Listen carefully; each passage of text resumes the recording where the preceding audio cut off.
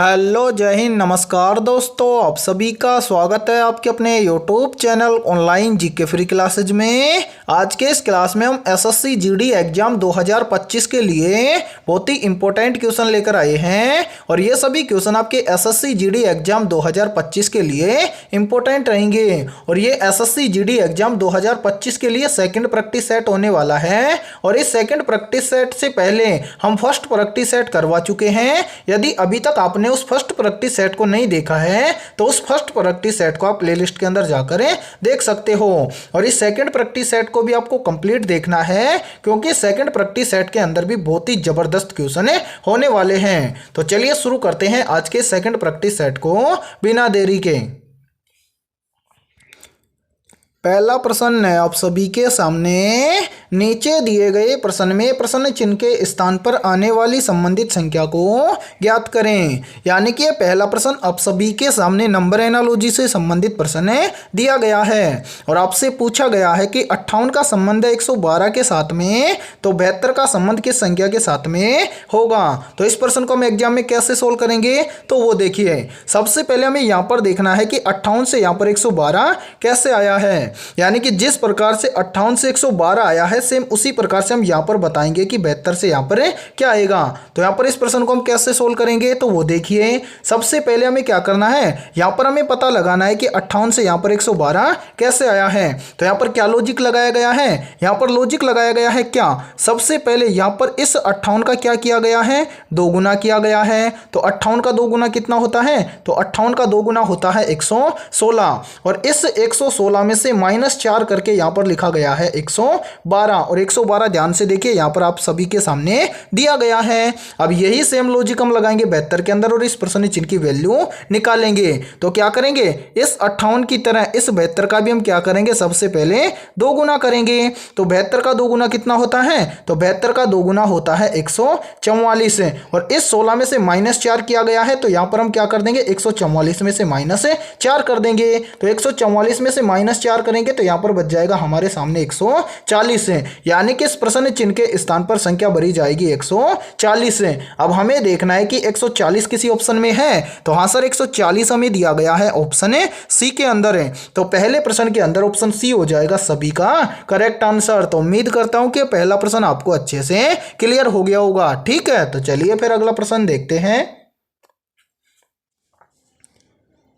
दूसरा प्रश्न है आप सभी के सामने, नीचे दिए गए विकल्पों में से उस विकल्प का चयन करें जो नीचे दी गई श्रृंखला को पूरा करेगा। यानी कि दूसरा प्रश्न आप सभी के सामने सीरीज से संबंधित प्रश्न दिया गया है और आपसे पूछा गया है कि इस प्रश्न चिन्ह के स्थान पर कौन सा विकल्प आएगा।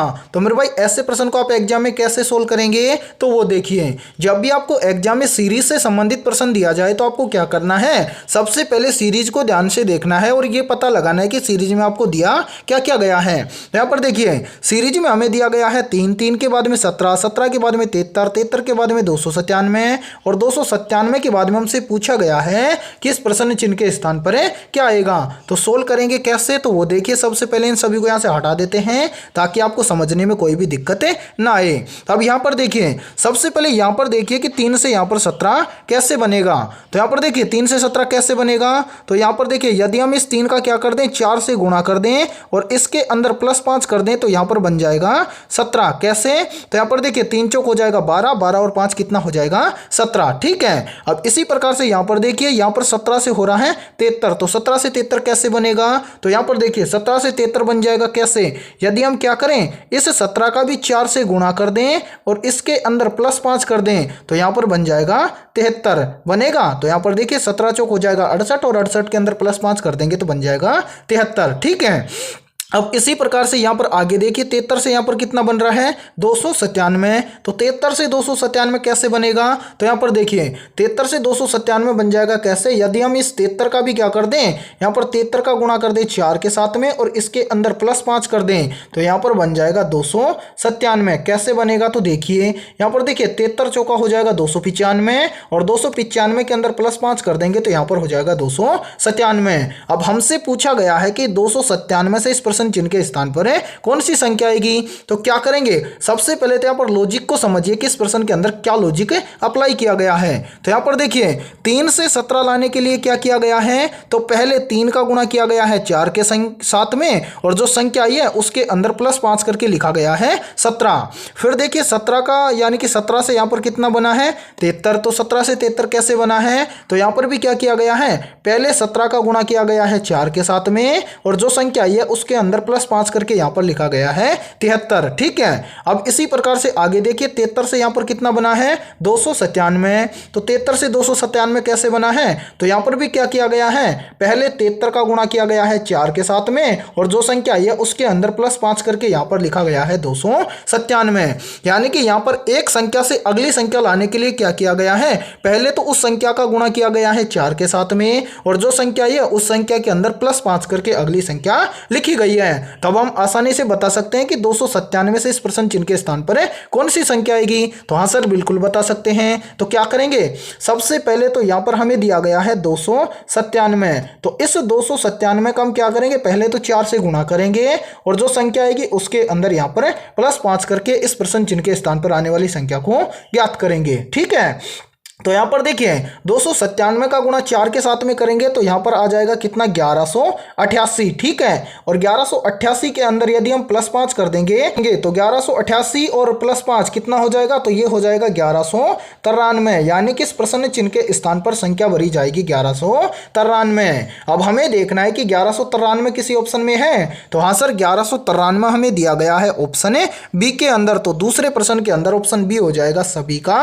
Correct answer. तो उम्मीद करता हूं कि दूसरा प्रश्न भी आपको अच्छे से क्लियर हो गया होगा। ठीक है, और इसी के साथ में आप सभी के लिए बहुत ही महत्वपूर्ण सूचना है, यदि आप पहली बार में एसएससी जीडी एग्जाम 2025 को क्वालिफाई करना चाहते हैं तो हमने आपके एसएससी जीडी एग्जाम के लिए जीके और जीएस के 3500 प्लस मोस्ट इंपोर्टेंट क्वेश्चनों का पीडीएफ तैयार किया है। यदि आप ये 3500 प्लस मोस्ट इंपोर्टेंट जीके और जीएस के क्वेश्चनों का पीडीएफ लेना चाहते हैं तो आप हमारे इस व्हाट्सएप नंबर पर कॉन्टैक्ट कर सकते हैं। और इस पीडीएफ की प्राइस हमने रखी है मात्र और मात्र 35 रुपए, यानी कि आपको 35 रुपए की फीस पे करनी है और आपको मिल जाएगा 3500 प्लस मोस्ट इंपोर्टेंट क्वेश्चनों का पीडीएफ है। और ये 3500 प्लस मोस्ट इंपोर्टेंट क्वेश्चन आपके एसएससी जीडी एग्जाम के लिए रामबाण साबित होने वाले हैं। तो जल्दी से जाइए और इस व्हाट्सएप नंबर पर कॉन्टैक्ट करके आप ये 3500 प्लस मोस्ट इंपोर्टेंट क्वेश्चनों का पीडीएफ ले सकते हैं। ठीक है, तो चलिए फिर अगला प्रश्न देखते हैं।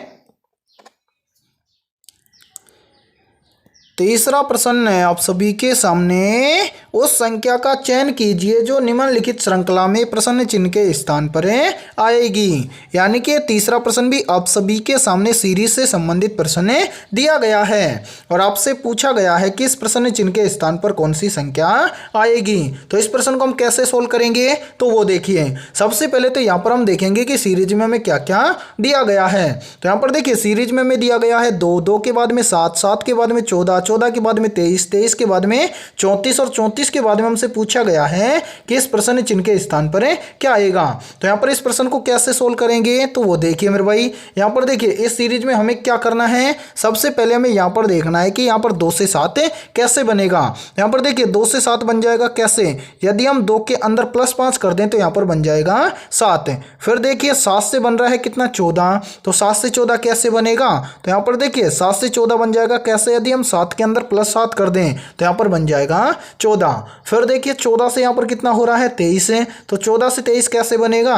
तो यहाँ पर देखिए यदि हम 14 के अंदर क्या कर दें +9 कर दें तो 14 और 9 हो जाएगा 23। ठीक है, फिर इसी प्रकार से यहाँ पर आगे देखिए 23 से कितना बन रहा है 34 है, तो 23 से 34 कैसे बनेगा।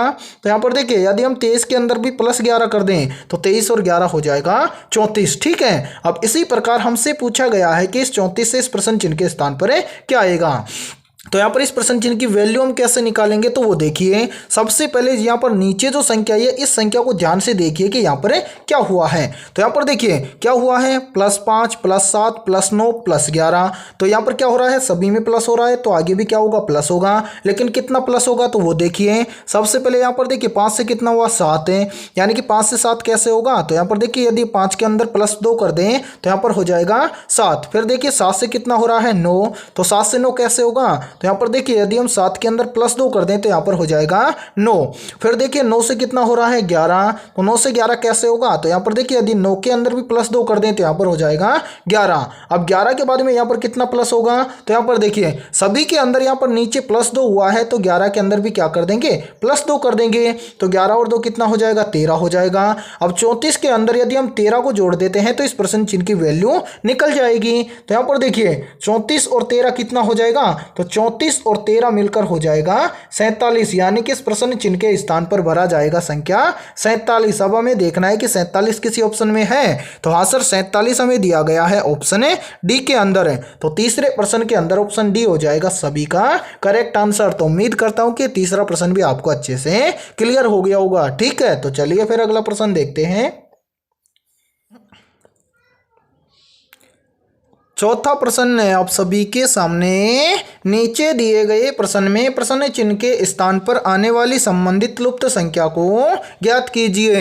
यानी कि यह चौथा प्रश्न आप सभी के सामने मिसिंग नंबर से संबंधित प्रश्न दिया गया है और आपसे पूछा गया है कि इस प्रश्न चिन्ह के स्थान पर कौन सी संख्या आएगी। तो ऐसे मिसिंग नंबर वाले प्रश्न को आप एग्जाम में कैसे सोल्व करेंगे, तो वो देखिए जब भी आपको ऐसा मिसिंग नंबर से संबंधित प्रश्न एग्जाम में दिया जाए तो आपको क्या करना है, सबसे पहले यहां पर आपको यहां पर देखना है कि इस पहली आकृति में यहां पर 49 कैसे आया है। यानी कि जिस प्रकार से इस पहली आकृति में यहां पर 49 आया है सेम उसी प्रकार से हम यहां पर बताएंगे कि सेकंड आकृति में इस प्रश्न चिन्ह के स्थान पर क्या आएगा।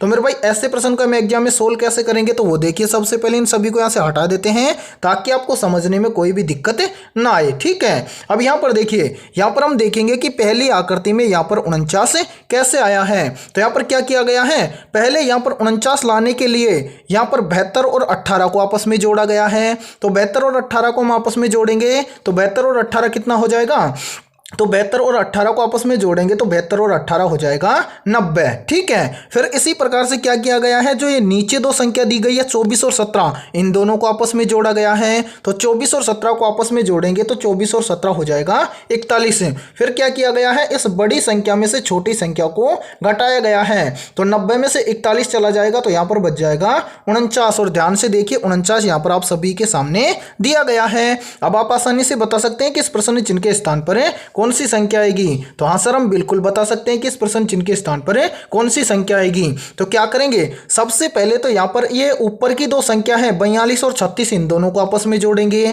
तो 42 और 36 को आपस में जोड़ेंगे तो 42 और 36 हो जाएगा कितना 78। ठीक है, इसी प्रकार से यहाँ पर क्या करेंगे, जो नीचे ये दो संख्या दी गई है 31 और 29 इन दोनों को आपस में जोड़ेंगे तो 31 और 29 कितना हो जाएगा, तो 31 और 29 हो जाएगा मेरे भाई कितना 60। ठीक है, अब हम क्या करेंगे, बड़ी संख्या में से छोटी संख्या को घटा देंगे तो 78 में से 60 को घटाएंगे तो यहाँ पर कितना बच जाएगा 18। यानी कि इस प्रश्न चिन्ह के स्थान पर संख्या भरी जाएगी 18। अब हमें देखना है कि 18 किसी ऑप्शन में है। तो हाँ सर 18 हमें दिया गया है ऑप्शन ए के अंदर। तो चौथे प्रश्न के अंदर ऑप्शन ए हो जाएगा सभी का करेक्ट आंसर। तो उम्मीद करता हूँ कि चौथा प्रश्न भी आपको अच्छे से क्लियर हो गया होगा और जब भी आपको ऐसा प्रश्न एग्जाम में दिया जाएगा तो फटाफट से सोल्व कर लेंगे।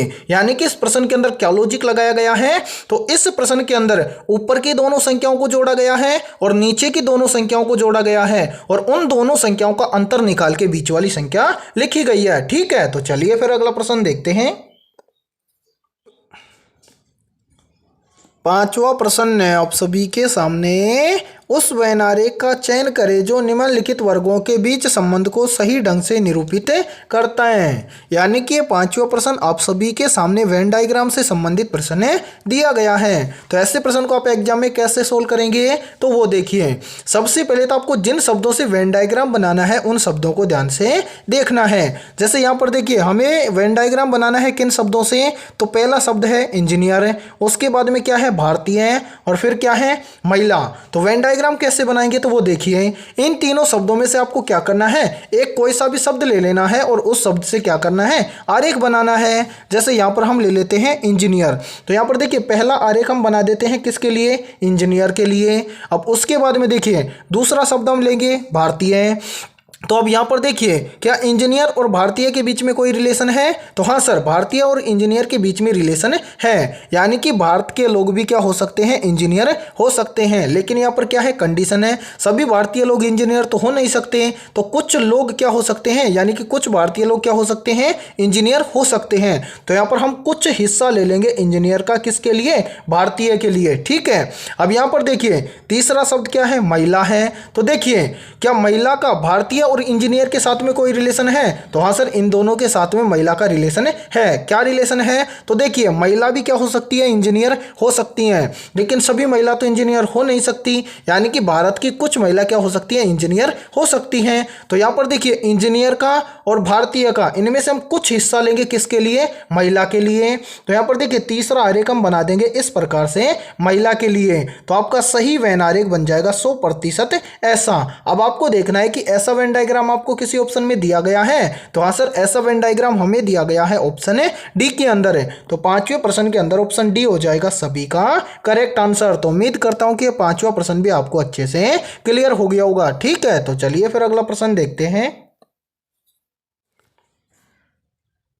छठा प्रश्न है आप सभी के सामने, उस विकल्प का चयन करें जो तीसरे शब्द से इसी तरह संबंधित है जिस तरह पहला शब्द दूसरे शब्द से संबंधित है। यानी कि यहाँ पर आपको बताना है कि पक्षी का संबंध है चहचाट के साथ में, तो भालू का संबंध किस शब्द के साथ में होगा। तो ऐसे प्रश्न को आप एग्जाम में कैसे सोल्व करेंगे, तो वो देखिए सबसे पहले आपको यहाँ पर देखना है कि पक्षी का संबंध चहचाट के साथ में कैसे है। उसी प्रकार से हम यहाँ पर बताएंगे कि भालू का संबंध किस शब्द के साथ में होगा। तो पक्षी का संबंध चहचाट के साथ में कैसे है, तो देखिए पक्षी क्या करते हैं, चहचाट करते हैं, या फिर जो पक्षी की आवाज़ होती है वो कैसी होती है, चहचाट वाली होती है। अब इसी प्रकार से हमें बताना है कि भालू की आवाज़ कैसी होती है।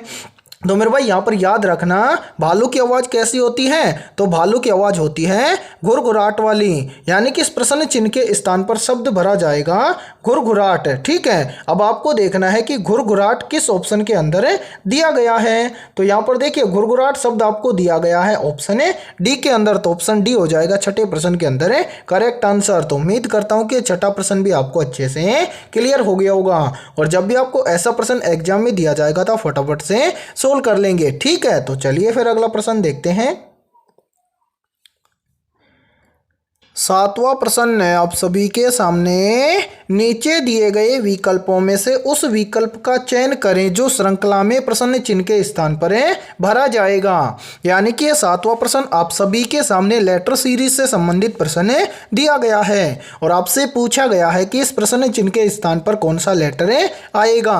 तो ऐसे प्रश्न को हम एग्जाम में कैसे सोल्व करेंगे, तो वो देखिए जब भी आपको एग्जाम में लेटर सीरीज से संबंधित प्रश्न दिया जाए तो आपको क्या करना है, सबसे पहले उन लेटर का नंबरिंग कर लेना है। यदि आप नंबरिंग कर लोगे तो ऐसे लेटर सीरीज वाले प्रश्न को आप एग्जाम में फटाफट से सोल्व कर सकते हो। तो क्या करेंगे, यहाँ पर हमें जितने भी अल्फाबेट लेटर दिए गए हैं उनका नंबरिंग करेंगे। जैसे यहाँ पर देखिए डब्ल्यू का नंबर होता है 23, ठीक है। फिर क्या है एस का नंबर होता है 19। फिर क्या है ओ का नंबर होता है 15।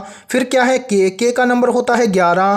फिर क्या है जी का नंबर होता है 7, ठीक है। तो अब यहाँ पर इस संख्या को ध्यान से देखिए कि इस संख्या में क्या हो रहा है। तो यहाँ पर देखिए इस संख्या में देखिए 23 से क्या हुआ 19, तो 23 से 19 कैसे होगा, तो देखिए यदि हम 23 में से क्या कर दें, -4 कर दें, तो यहाँ पर हो जाएगा 19। फिर देखिए 19 से कितना हो रहा है 15, तो 19 से 15 कैसे होगा, तो यहां पर देखिए यदि हम 19 में से भी -4 कर दें तो यहां पर हो जाएगा 15। फिर देखिए 15 से कितना हो रहा है 11, तो 15 से 11 कैसे होगा, तो यहां पर भी देखिए यदि हम 15 में से भी -4 कर दें तो यहां पर हो जाएगा 11। फिर आगे देखिए 11 से कितना हो रहा है 7, तो 11 से 7 कब होगा, जब हम क्या करेंगे, यहां पर भी 11 में से -4 कर देंगे तो हो जाएगा 11। अब अगली संख्या कैसे निकालेंगे, तो वो देखिए यहां पर देखिए सभी में -4 हुआ तो 7 में भी क्या होगा, -4 होगा।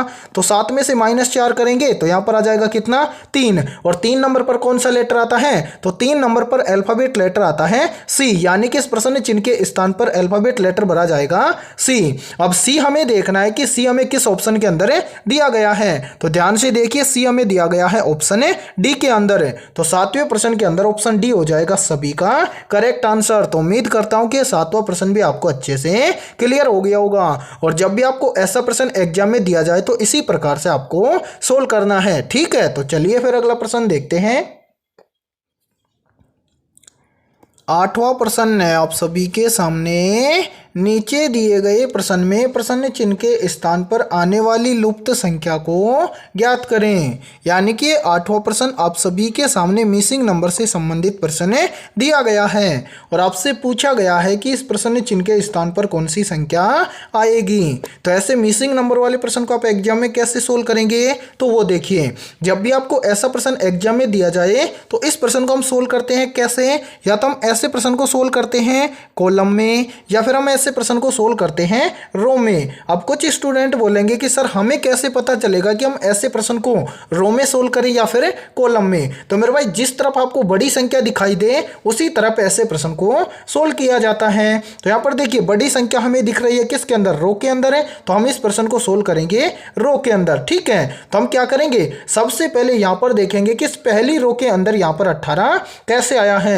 उसी प्रकार से हम यहां पर दूसरी रो के अंदर देखेंगे कि यहां पर 24 कैसे आया है। यानी कि जिस प्रकार से पहली रो में 18 और दूसरी रो में 24 आया है, सेम इसी प्रकार से हम यहां पर बताएंगे कि तीसरी रो में इस प्रश्न चिन्ह के स्थान पर क्या आएगा। तो हम सोल्व करेंगे कैसे, तो वो देखिए मेरे भाई, सबसे पहले हम क्या करेंगे, यहां पर पता लगाएंगे कि यहां पर 18 कैसे आया है। तो यहां पर देखिए, 18 के इस तरफ हमें दो संख्या दी गई है, पहली संख्या है 4 और दूसरी संख्या है 2। तो इन दोनों संख्याओं को हम आपस में क्या करें कि यहां पर 18 हो जाए। तो यहां पर देखिए, यदि हम एक लॉजिक लगा दें, क्या यदि हम इस 4 और 6 को आपस में, सॉरी, इस 4 और 2 को आपस में जोड़ दें तो 4 और 2 कितना हो जाएगा, तो 4 और 2 हो जाएगा 6। और इस 6 का यदि हम क्या कर दें, 3 गुना कर दें, तो 6 का 3 गुना होता है कितना, 18। और ध्यान से देखिए, 18 यहां पर आप सभी के सामने दिया भी गया है। अब इसी प्रकार से यहां पर देखें कि क्या इसी प्रकार से यहां पर इस सेकंड पंक्ति में यहां पर 24 आया है क्या, तो देखते हैं। तो यहां पर देखिए, 24 के पास भी दो संख्या है, पहली संख्या है 1 और दूसरी संख्या क्या है, 7। तो हम क्या करेंगे, 1 और 7 को आपस में जोड़ देंगे। तो 1 और 7 को आपस में जोड़ेंगे तो कितना हो जाएगा, 8 है। और इसी प्रकार से यदि हम 8 का भी 3 गुना कर दें तो 8 का 3 गुना कितना होता है, तो 8 का 3 गुना होता है 24। और ध्यान से देखिए, 24 यहां पर आप सभी के सामने दिया गया है। यानी कि इस प्रश्न के अंदर क्या लॉजिक लगाया गया है, यानी कि बड़ी संख्या के इस तरफ दो संख्या दी गई है, उन दोनों संख्याओं को आपस में जोड़कर उस संख्या जो आई जोड़ने के बाद में उसका 3 गुना करके बड़ी संख्या लिखी गई है। तो अब आप आसानी से बता सकते हैं कि इस प्रश्न चिन्ह के स्थान पर क्या आएगा। तो हाँ सर, बिल्कुल बता सकते हैं। तो क्या करेंगे, इस प्रश्न चिन्ह के पास भी क्या है, दो संख्या है, पहली संख्या है क्या, 5 है, दूसरी संख्या क्या है, 4 है। तो क्या करेंगे, पहले इस 5 और 4 को आपस में जोड़ देंगे। तो 5 और 4 को आपस में जोड़ेंगे तो कितना हो जाएगा, 9 हो जाएगा। अब सभी का 3 गुना किया गया है तो यहाँ पर 9 का भी 3 गुना कर देंगे। तो यहाँ पर 9 का 3 गुना कितना होता है, तो 9 का 3 गुना होता है 27। यानी कि इस प्रश्न चिन्ह के स्थान पर संख्या भरी जाएगी 27। अब हमें देखना है कि 27 किसी ऑप्शन में है। तो हाँ सर, 27 हमें दिया गया है ऑप्शन बी के अंदर है। तो 8वें प्रश्न के अंदर ऑप्शन बी हो जाएगा सभी का करेक्ट आंसर। तो उम्मीद करता हूं कि 8वां प्रश्न भी आपको अच्छे से क्लियर हो गया होगा। और जब भी आपको ऐसा प्रश्न एग्जाम में दिया जाएगा तो फटाफट से सोल्व कर लेंगे। ठीक है, तो चलिए फिर अगला प्रश्न देखते हैं। 9वां प्रश्न है आप सभी के सामने। नीचे दिए गए विकल्पों में से उस विकल्प का चयन करें जो नीचे दी गई श्रृंखला को पूर्ण करेगा। यानी कि 9वां प्रश्न आप सभी के सामने लेटर सीरीज से संबंधित प्रश्न दिया गया है और आपसे पूछा गया है कि इस लेटर सीरीज के अंदर हम किस विकल्प को रखें कि यह श्रृंखला पूर्ण हो जाए। तो ऐसे प्रश्न को आप एग्जाम में कैसे सोल्व करेंगे, तो वो देखिए आपने लेटर सीरीज के अलावा नंबर सीरीज वाले प्रश्न को जरूर सोल्व किया होगा। तो इस लेटर सीरीज वाले प्रश्न को भी हम कैसे सोल्व करेंगे, यानी कि यहां पर लेटर सीरीज दी गई है तो इसको भी हम नंबर सीरीज की तरह सोल्व करेंगे। कैसे, तो वो देखिए, सबसे पहले यहां पर देखिए, यहाँ पर इस लेटर सीरीज के अंदर 3-3 लेटर के समूह बने हुए हैं। जैसे यहाँ पर देखिए, ये है पहला समूह, ये है दूसरा समूह, ये है तीसरा समूह, ये है चौथा समूह और ये है 5वां समूह। क्लियर है, तो हाँ सर, बिल्कुल क्लियर है। अब यहाँ पर देखिए, पहले समूह में पहला लेटर है ए, दूसरे समूह में पहला लेटर है ए, तीसरे समूह में पहला लेटर है ए, चौथे समूह में पहला लेटर क्या होगा, सभी में ए है तो यहाँ पर भी ए होगा। फिर देखिए, चौथे समूह के अलावा 5वें समूह में भी पहला लेटर क्या है, ए है। ठीक है, क्लियर है, हाँ सर, बिल्कुल क्लियर है। अब इसी प्रकार से यहाँ पर देखिए हम कलर चेंज कर लेते हैं। अब देखिए, पहले समूह में दूसरा लेटर क्या है, बी है, फिर देखिए दूसरे समूह में दूसरा लेटर क्या है, सी है। फिर देखिए तीसरे समूह में दूसरा लेटर क्या है, डी है। फिर देखिए तीसरे समूह के अलावा चौथे समूह में दूसरे नंबर पर क्या है, ई है। अब इसी प्रकार से हमें बताना है कि पांचवें समूह में दूसरे नंबर पर कौन सा लेटर होगा। तो यहाँ पर देखिए, यहाँ पर ये सभी के सभी क्या लिखे गए हैं, कंटिन्यू लिखे गए हैं। समझिए यहाँ पर देखिए बी है, बी के बाद में क्या है, सी है। सी के बाद में क्या है, डी है। डी के बाद में क्या है, ई है। तो ई के बाद में कौन सा लेटर आता है, तो ई के बाद में आता है एफ। तो यहाँ पर हम भर देंगे एफ। क्लियर है, तो हाँ सर बिल्कुल क्लियर है। अब इसी प्रकार से यहाँ पर देखिए, यहाँ पर देखिए सभी के अंदर तीसरा लेटर बच गया। तो यहाँ पर देखिए पहले समूह में तीसरा स्थान खाली है, दूसरे में भी तीसरा स्थान खाली है, तीसरे में तीसरे स्थान पर ई है। फिर देखिए चौथे में तीसरे स्थान पर एफ है और पांचवें में तीसरे स्थान पर क्या है, जी है। तो यहाँ पर ये भी क्या लिखे गए हैं, कंटिन्यू लिखे गए हैं। तो यहाँ पर देखिए ई के बाद में एफ, एफ के बाद में जी। ठीक है, समझिए यहाँ पर तो जी से पहले क्या है, एफ है। एफ से पहले क्या आता है, ई आता है। तो ई से पहले क्या आएगा, तो ई से पहले आपको पता है क्या आएगा, डी आएगा। तो यहाँ पर हम भर देंगे डी। फिर देखिए डी से पहले क्या आता है, तो डी से पहले सी आता है। अब यहाँ पर सभी के सभी क्या हो गए, कंटिन्यू हो गए, यानी कि सी, सी के बाद में डी, डी के बाद में ई, ई के बाद में एफ, एफ के बाद में जी। अब हमने कौन कौन से लेटर भरे हैं, तो हमने देखिए लेटर भरा पहले सी, फिर क्या भरा डी, फिर क्या भरा ए, फिर क्या भरा एफ। अब हमें देखना है कि सी डी ए एफ ये वाले लेटर हमें किस ऑप्शन के अंदर है दिए गए हैं। तो ध्यान से देखिए सी डी ए एफ ये हमें दिया गया है ऑप्शन सी के अंदर। तो 9वें प्रश्न के अंदर ऑप्शन सी हो जाएगा सभी का करेक्ट आंसर। तो उम्मीद करता हूं कि 9वां प्रश्न भी आपको अच्छे से क्लियर हो गया होगा। ठीक है, तो चलिए फिर अगला प्रश्न देखते हैं। 10वां प्रश्न है आप सभी के सामने। वैन आरेख में निम्न में से वह कौन सी संख्या है जो शरारती, काली, बिल्ली तीनों को दर्शाती है। तो मेरे भाई ऐसे प्रश्न को आप एग्जाम में कैसे सोल्व करेंगे, तो वो देखिए सबसे पहले इस प्रश्न को आपको ध्यान से समझना है। यदि आप ऐसे प्रश्न को समझ जाओगे तो ऐसे प्रश्न को आप एग्जाम में फटाफट से सोल्व कर सकते हैं। और ऐसे प्रश्न एसएससी जीडी के एग्जाम में बार बार पूछे जाते हैं। तो सोल्व करेंगे कैसे, तो वो देखिए सबसे पहले ध्यान से देखिए, जो हमें ये आयत जैसी आकृति दिख रही है, इस आयत जैसी आकृति में जितनी भी संख्या है वो सभी क्या हैं, शरारती हैं। ठीक है, यानी कि आयत जैसी आकृति है, ये दर्शाती है शरारती को। फिर देखिए यहाँ पर एक वृत्ताकार आकृति है, तो इस वृत्ताकार आकृति के अंदर जितनी भी संख्या है ये सभी क्या हैं, बिल्ली हैं, यानी कि वृत्त दर्शाता है बिल्ली को। क्लियर है, तो हाँ सर बिल्कुल क्लियर है। अब इसी प्रकार से यहाँ पर देखिए, जो यहाँ पर ये त्रिभुज जैसी आकृति दी गई है, ये त्रिभुज जैसी आकृति में जितनी भी संख्या है वो क्या है, काली है, यानी कि त्रिभुज दर्शाता है काली को। अब हमसे क्या पूछा गया है, हमसे पूछा गया है कि वेन आरेख में वह कौन सी संख्या है जो शरारती, काली, बिल्ली तीनों को दर्शाती है। तो मेरे भाई ध्यान से देखिए, यहां पर केवल एक ही ऐसी संख्या है और वो संख्या है नंबर 3, जो क्या कर रही है, शरारती, काली, बिल्ली तीनों को दर्शा रही है। कैसे, तो यहां पर समझिए, देखिए जो ये आयत जैसी आकृति है ये किसको दर्शा रही है, शरारती को। तो देखिए 3 नंबर संख्या है, ये आयत के अंदर भी आ रही है। फिर देखिए यहाँ पर ध्यान से देखिए, ये 3 नंबर संख्या है, ये एक वृत्त के अंदर भी आ रही है, वृत्त दर्शा रहा है किसको, बिल्ली को। फिर देखिए यहाँ पर देखिए इसी प्रकार से जो ये 3 नंबर संख्या है ये त्रिभुज के अंदर भी आ रही है, त्रिभुज दर्शा रहा है किसको, काली को। तो यहाँ पर 3 नंबर जो संख्या है ये शरारती, काली, बिल्ली तीनों को दर्शा रहा है। ठीक है, अब हमें देखना है कि संख्या 3 हमें किस ऑप्शन में दिया गया है। तो संख्या 3 हमें दिया गया है ऑप्शन सी के अंदर। तो 10वें प्रश्न के अंदर ऑप्शन सी हो जाएगा सभी का करेक्ट आंसर। तो उम्मीद करता हूं कि 10वां प्रश्न भी आपको अच्छे से क्लियर हो गया होगा। तो आज की इस क्लास में इतना ही। यदि ये क्लास आपको पसंद आई है तो जल्दी से एक बार इस क्लास को लाइक कर दीजिए, और यदि आप इस चैनल से पहली बार जुड़े हैं तो चैनल को कर लीजिए सब्सक्राइब और बेल आइकन को प्रेस करना, ताकि ऐसी शानदार क्लास का नोटिफिकेशन आपको सबसे पहले देखने को मिले। और यदि आप रीजनिंग के साथ अपनी जीके और जीएस की तैयारी को भी बेहतर बनाना चाहते हैं तो हमने आपके एसएससी जीडी एग्जाम 2024-25 के लिए जीके और जीएस के लगभग 2100 प्लस मोस्ट इंपोर्टेंट क्वेश्चनों का पीडीएफ तैयार किया है।